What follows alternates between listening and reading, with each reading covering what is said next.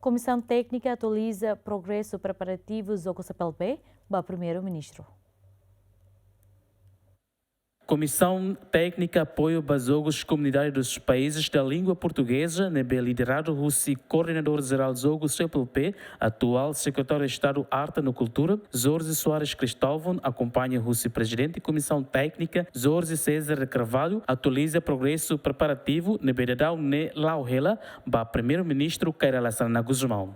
Visita de cortesia aí da delegação CTA, a Comissão Técnica de Apoio para Atividades do Jogo CPLP, hoje a Soromalo, o Silêncio Primeiro-Ministro, a ser Primeiro-Ministro e informa a Serviço na BEMA, que Loron Hira, a Comissão CTA, a Loleia Timor-Leste. Ministro, o apoio para os Jogos, um apoio político, um apoio também legal, com a instituição de uma comissão organizadora dos Jogos e também com um financiamento que vai permitir criar um legado.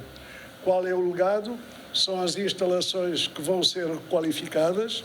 Jogo CPLP se realiza e a Loron Sanulo Resenhito, to Loron Ruanulo Resenhito Fulan Julho Atinane, não nação membro CPLP NBC participa jogo desportivo Nehanessan, Angola, Brasil, Cabo Verde, Guiné-Bissau, Guiné Equatorial, Moçambique e Portugal no Timor-Leste. Jogo desportivo CPLP é composto de futebol, atletismo, taekwondo, karatê, voleibol, basquetebol no Xeluctan. Antes na equipa Comissão Técnica apoio observa onde a infraestrutura desportiva Siranessan, Estado Municipal dele, campo voleibol, tênis, basquetebol no hotel na delegação da equipa atleta Sira se rela durante a estadia e a Timor-Leste. Equipa cobertura GMN.